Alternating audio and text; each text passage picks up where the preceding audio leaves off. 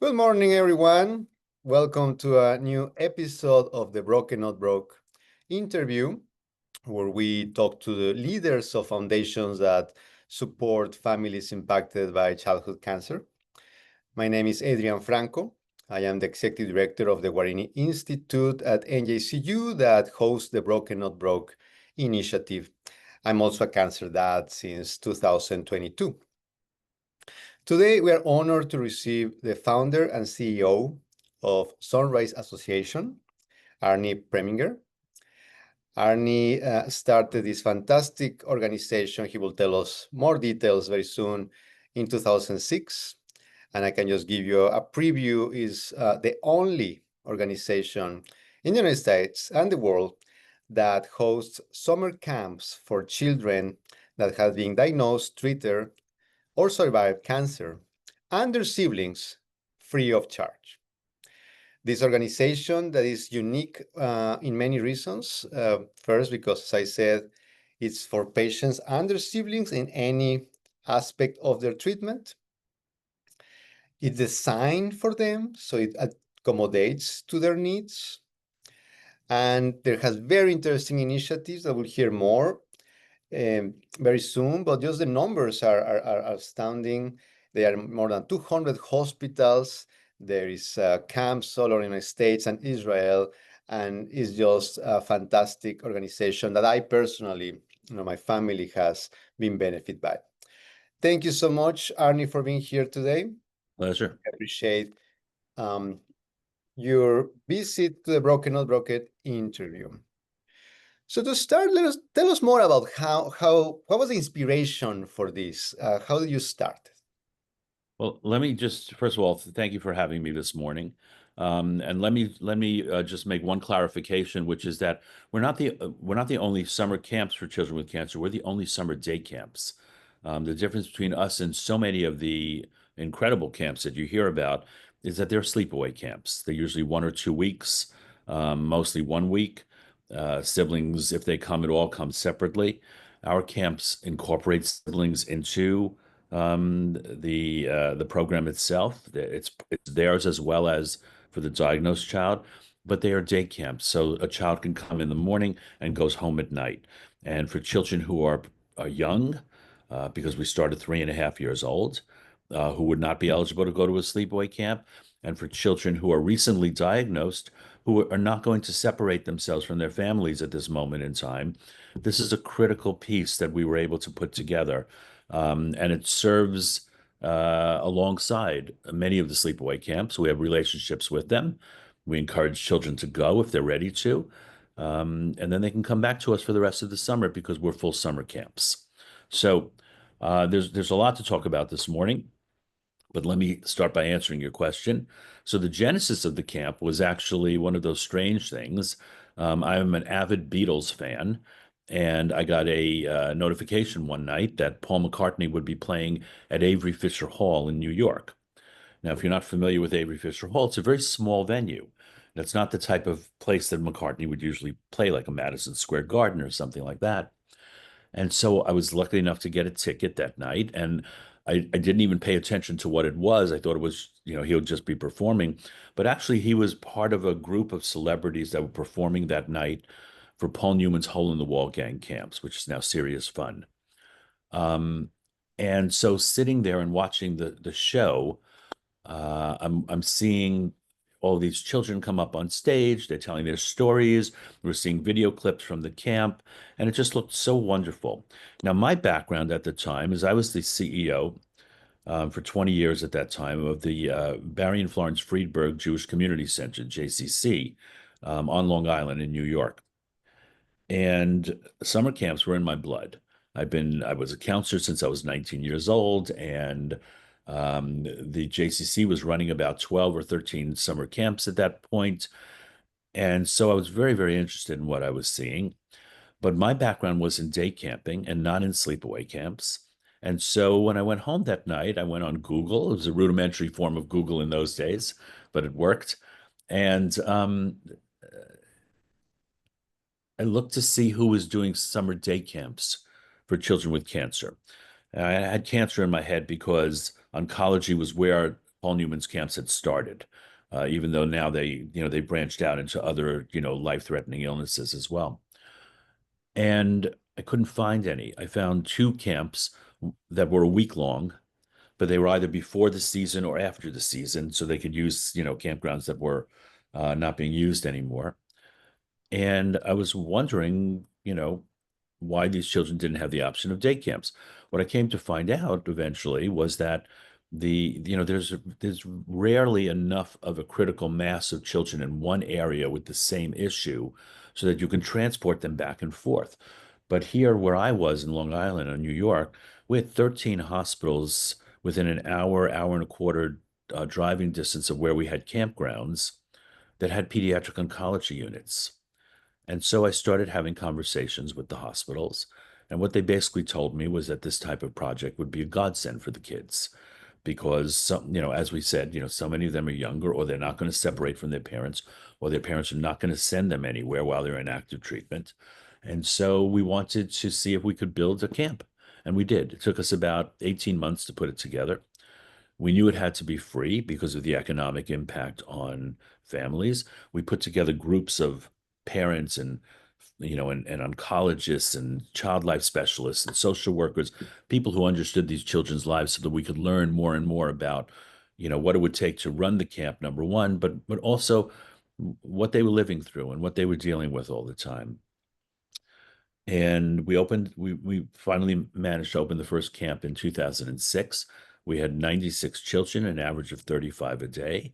And it was simply wonderful. We could see the impact that the camp was having on the children right away. And so, by the time the camp season was over, the next question we were asking is, what more can we do? And it led to where we are today. Well, well, inspiring story that starts from looking at a successful model and then realizing that there's still need Yeah. for these families in this particular aspect. I'm glad that you highlight the fact that, for many families, either because of the age of the child or because of the stage of the treatment, is very difficult to send for a sleepaway. So obviously you found a very, very important need and you successfully have provided families with that opportunity. Could you describe a typical day at camp for the children? A typical day for us is a typical day that you would see at any camp, really. What we're trying to do, and we have 13 in-person camps operating now, as opposed to the one in 2006. So we had over 2,500 children registered, fully enrolled this summer across our network. What we try to do is to create an environment that gives the children an opportunity for normalcy. We recognize that they grow up among adults. They don't hit their developmental, milestones as you would hope that children would. And we want them to grow into competent adults, number one. And we also want them to have normative experiences that children should have. So when you come to any of our camps, people are afraid. They're going to see children who are sick. They're going to see children who are having difficulty. What they see is pure joy. We really ramp it up and we energize them and we give them the opportunity to shout and to scream and to sing. We gather them together for what we call roundup every morning in all of our camps. The whole community is together and there's the camp song and we're cheering and the louder the cheer, the you get a golden spoon for your group and whoever gets the most golden spoons during the week gets a pizza party or an ice cream party. But everything that you would see is what you will see in a regular camp. We have crafts programs. We have a STEAM center. We have, all the sports that you can imagine, drama, etc. The two differences are this. Number one, we work behind the scenes to create a medically safe environment. So as simple as if they're playing volleyball, we either use a softer ball so that if it hits, their chest and they have an external port, it's not going to break it, or we deflate the ball somewhat so that it weighs less. Um, we have a pool in many of our camps.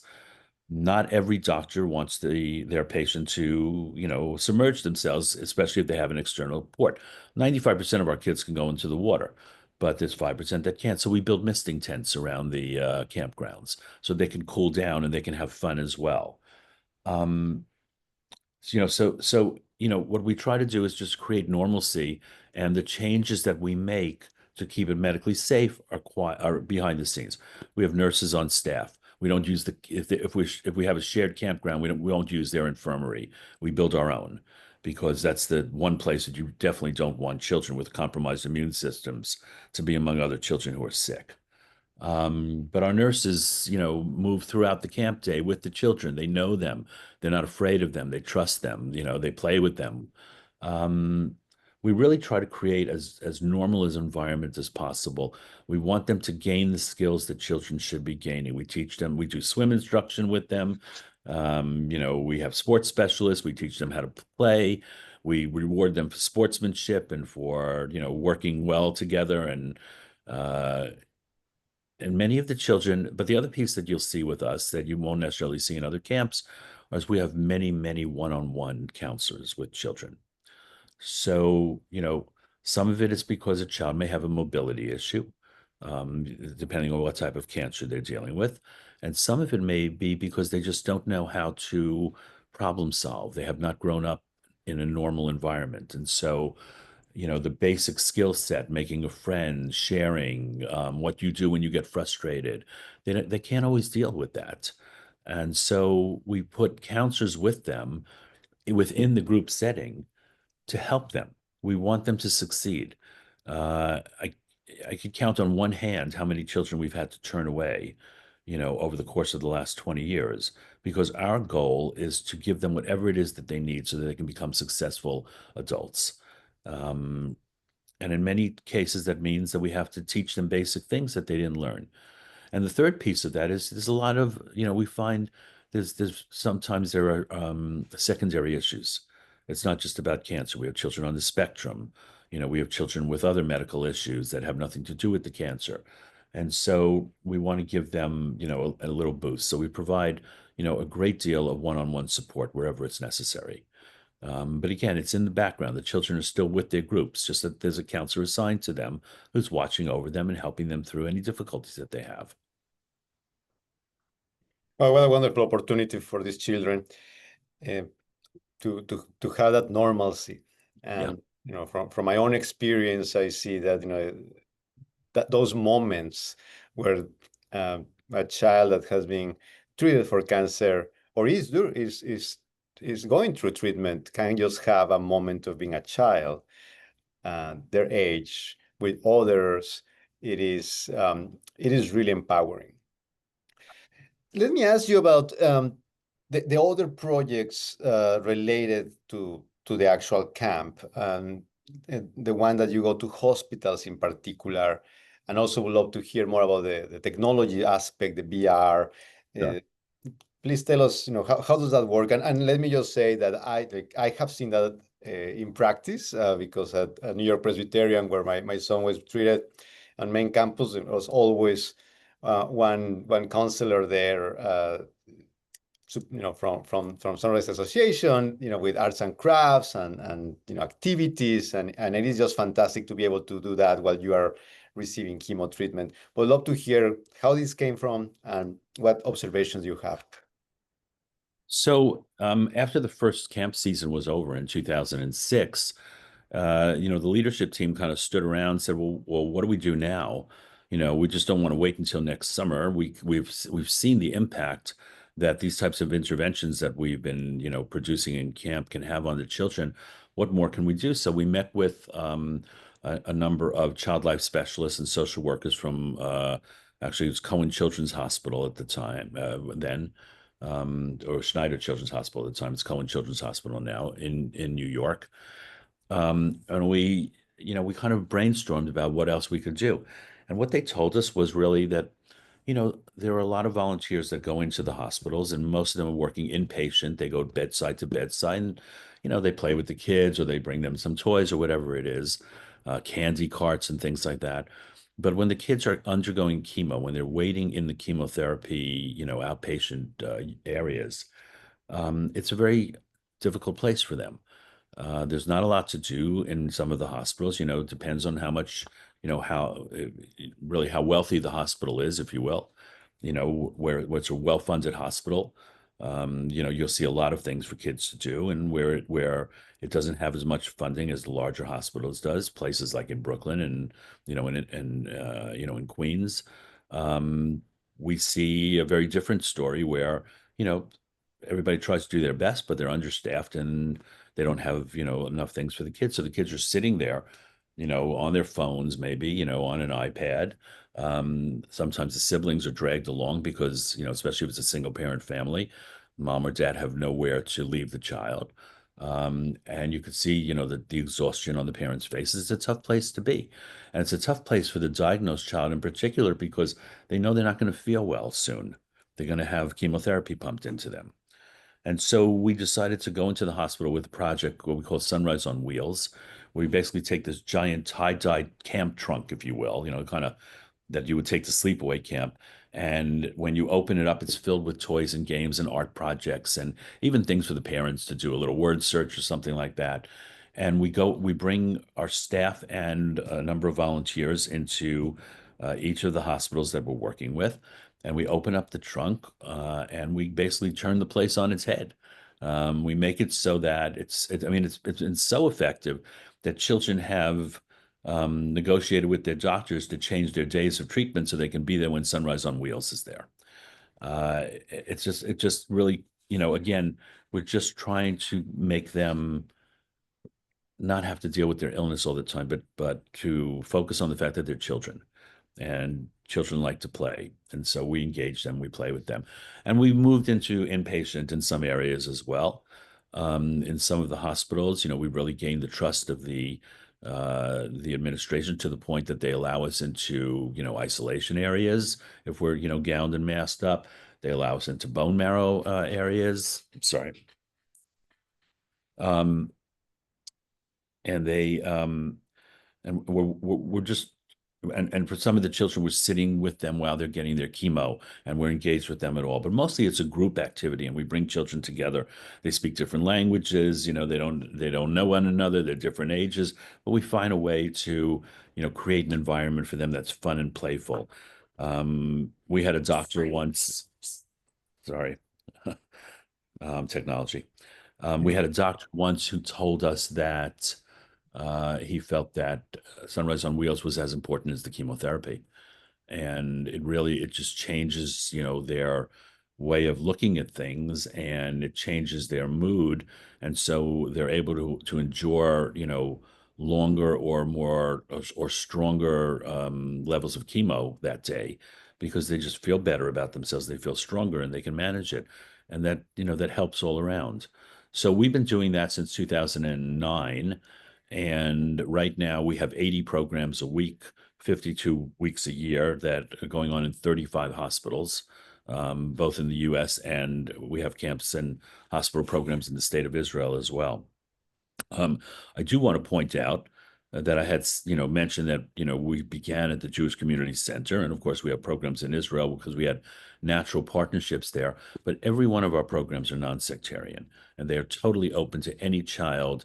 The only qualifying issue is that you have cancer or you're a sibling of a child who has cancer. And we will take the sibling, even if the child is too young or too sick, the diagnosed child, to come to camp that season. The sibling is still welcome. It's a camp for them as much as anybody else. And in Israel, we're particularly proud of the fact that our children are Jewish, our children are Muslim, our children are Christian. They come from every sector. Our staff comes from every sector of Israeli life. And even in the current situation that's going on now, we have camps that are thriving. We have 3 of them operating right now while we're speaking, and they're made up of a diverse compilation, if you will, of children and staff from all areas of Israel, all religions, all political thought processes. They come together because they have a commonality, and the commonality that they have is that they're dealing with childhood cancer. And what we find in Israel and in all of the cities that we work with, in Baltimore and Atlanta and Chicago, is that when you have a common cause and you meet face to face, you put aside your differences, and you realize what's really important. So this has, been a secondary successful piece for us that we didn't, look to set up, but it's kind of like the butterfly effect, if you will, right? You do something here and then something happens over there that you think have nothing to do with it, but it really does. So just getting back on track. So we're doing the Sunrise Wheels program in 80 times a week right now in 35 hospitals. And we're always looking for different things to introduce that, could be great for the kids. And one of the things that we are starting to work with now is virtual reality. We are working with it in 11 of our hospitals right now. We are working with a company in France called Wild Immersions, and they were able to put together um, programming for us that we're able to put a virtual reality headset on a child while they're getting chemo or while they're in bed, and it transports them to another world for 20 minutes, 30 minutes, whatever it would be. And this is not Star Wars or, or anything like that. There's no physical movement needed. This takes them under the, to swim in the coral reefs. This takes them to the savannah in Africa and to meet animals face to face. It's a totally immersive experience, especially for young children. They're shrieking because they can't believe it. It's really hard to tell, the difference between this and what we call reality. Uh, but it takes them away, totally immerses them so that they're not paying attention to the fact that they're getting chemo, or they're not paying attention to the fact that they didn't feel well and they're laying in bed. Um, and it's just an absolutely wonderful piece that we've introduced. And in those hospitals that we brought it into, we found it to be tremendously successful. The last piece that we do, where you had mentioned over 200 hospitals at the beginning, is that we created virtual camp and virtual programming during the COVID period. Because when COVID first hit, we had no idea what the impact would be on our children. Right? Conventional wisdom said, no, if your immune system is compromised, this is going to be twice as deadly as it is for other kids. Thankfully, that's not what came out, and children with cancer were affected no differently than children that didn't have cancer. But we kept the camp closed for the first year.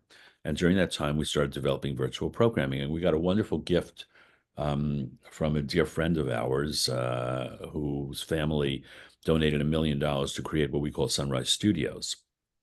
And the Sunrise Studios project now creates content 2 to 3 times a month that we send out to over 200 hospitals that they can show on their CCTVs, or children can get it on their phones or their iPads on our YouTube channel. But basically, they're travelogues, and we work in partnership with American Airlines, which hooked into this with us. So we take children to places around the world that children would love to see. So we'll take them to all 12 Disney parks. We'll take them to see how birthdays are celebrated around the world. We'll take them to the best parades around the world, where the best amusement parks are. And then it's matched up with a little trivia contest that they can do while they're laying in bed, in the hospital, and also a small arts craft project that we do step by step with them. And it's basic materials that every hospital has. We don't do anything really sophisticated. So this has been enormously successful. The hospitals love this because it's not just passive, right? Where there's, the hospitals that have closed circuit TVs, most of the stuff they're just watching.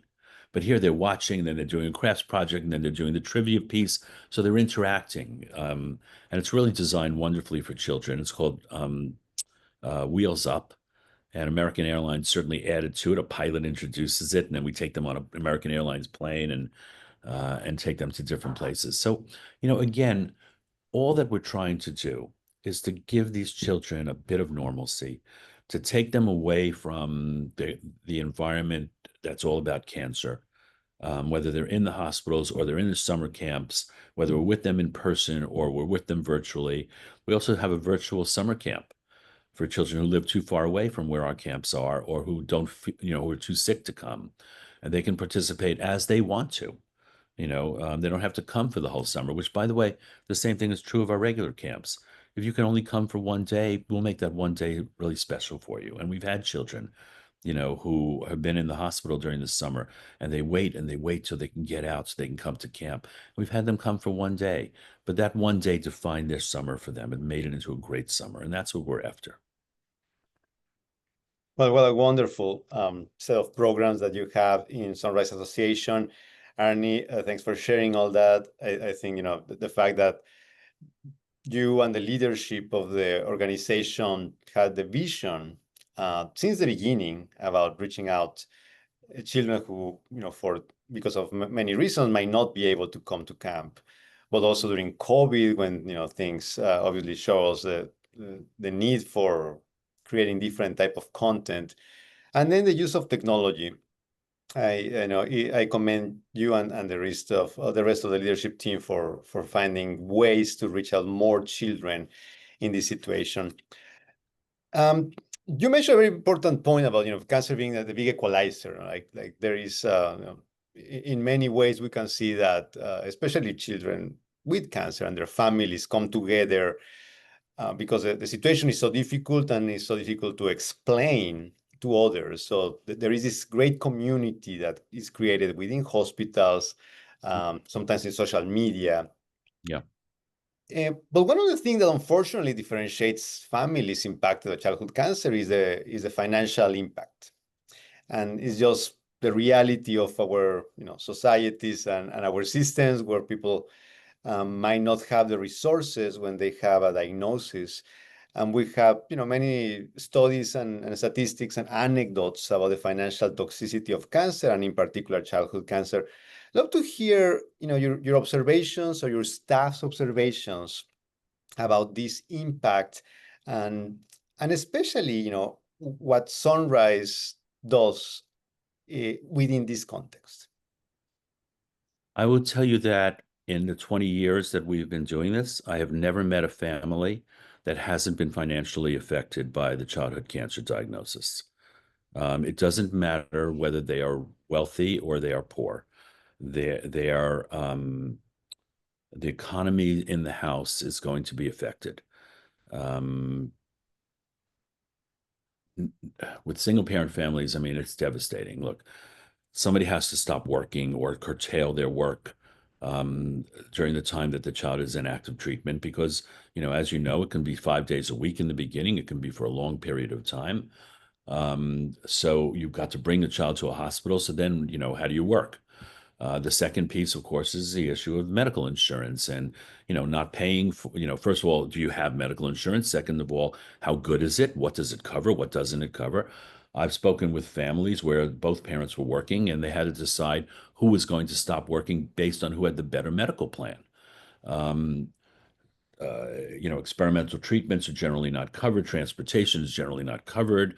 You've got to, if there's a hospital that's working, with protocols that might be more meaningful to your child, and you have to get there, insurance isn't covering this, and you don't necessarily have income coming in. So the impact is across the board, and I've seen wealthy families, have tremendous trouble with meeting it because look, even regardless of what strata you're on, you generally tend to live according to your means, and then something like this comes in that totally disrupts your finances, and you're suddenly not living the way that you used to live. It impacts on the family, it impacts on the children, it impacts on the siblings as well. I've really never seen a family not affected by this. And it's a deep concern, and it's the key reason why we do everything that we do for free. We have to raise about $14 million a year to do what we do. And we have partners that work with us around the country as well, that they have to raise the funds as well. So, but this is our commitment that we made when we first started this. We came to understand the two key things we came to understand was that the financial impact on families with children with cancer is significant enough that it would make no sense for us to try to charge, even if we were doing it on a sliding scale, because you're not just dealing with the finances, you're dealing with, the emotional anguish that a parent has after a diagnosis. And how are you going to get them to start filling out forms and sending you, financial information and W-2s and tax? It just doesn't work.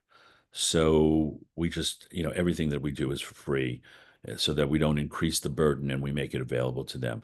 And, our staff who work in the hospitals, they tell us over and over again how parents just start to cry when they learn that the camp is free, because suddenly they can now offer their child something that they thought they wouldn't be able to offer them for years.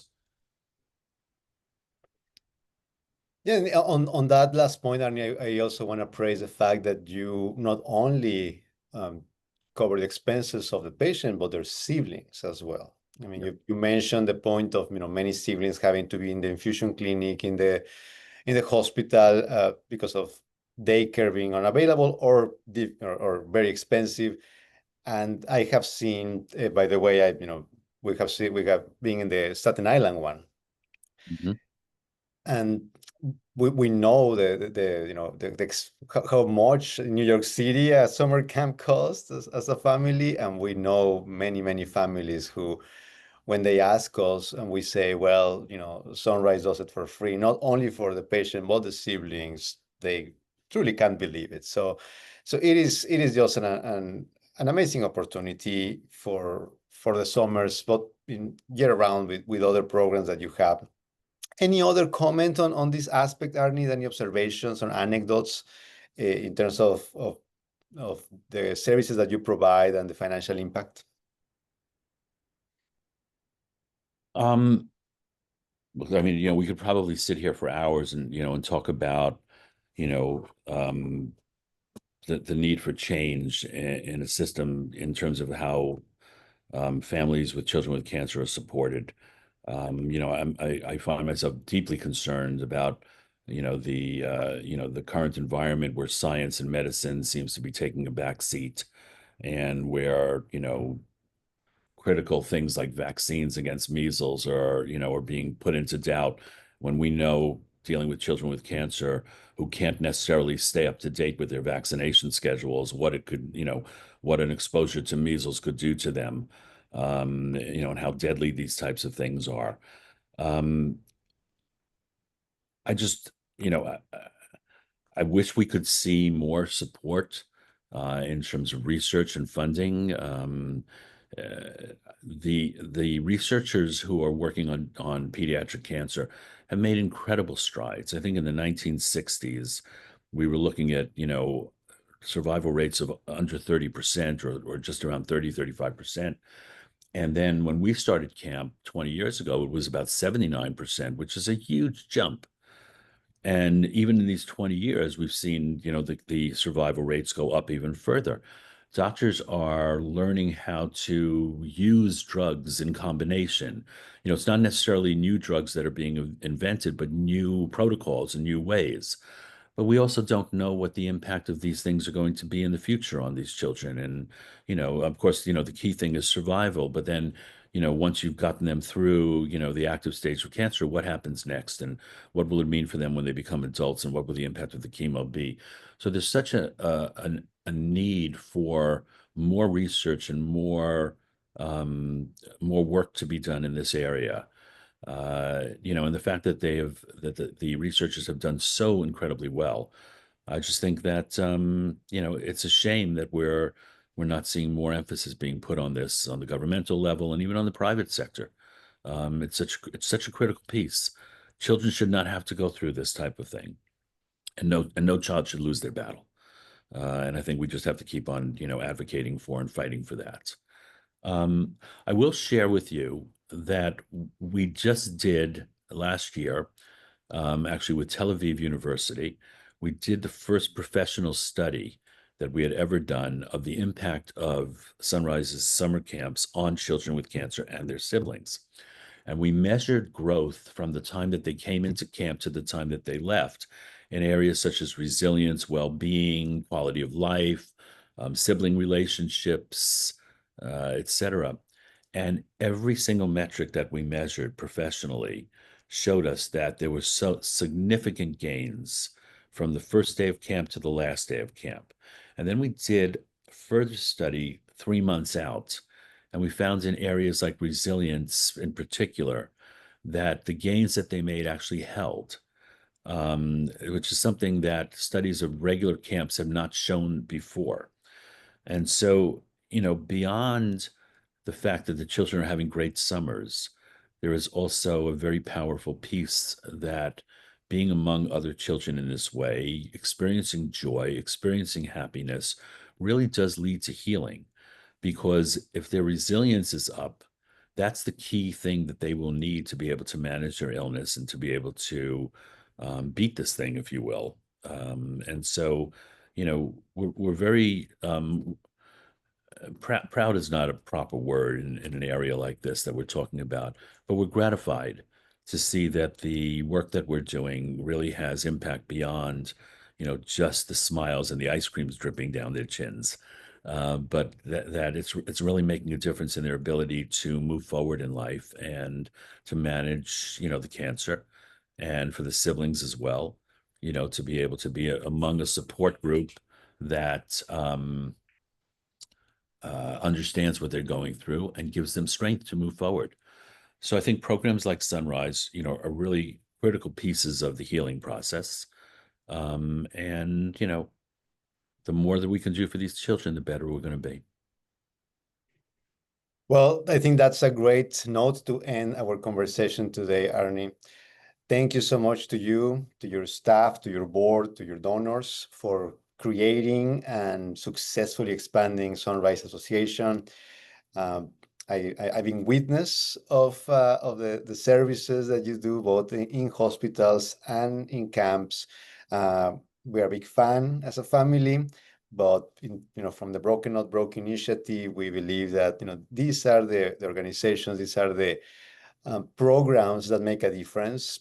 And we couldn't agree more in terms of the healing aspect of emotional well-being, of normalcy, of the opportunity of being a kid, even if you just went through 8 months of chemotherapy, 3 surgeries, 25 sessions of radiation. And we can keep going in terms of how tough is this illness in the patients and their families. Sunrise Association is really the type of organization that makes a difference. So thank you to you for being here with us at the Broken Not Broke interview. Thank you to everyone in Sunrise Association. For all of our listeners, please go to their website, sunriseassociation.org, sunriseassociation.org, and you will find all these programs. You can make inquiries, but also, if you can, please donate, please support this organization. You can also find us at brokenNotbroke.org, where you can access in a very easy way more than 450 organizations in 50 states in the United States and Puerto Rico with services for families impacted by childhood cancer. Thank you, Arnie. Thank you again. Thank you for having me, and thank you for the work that you do. And thank you, everyone. Okay. Be well. Bye-bye.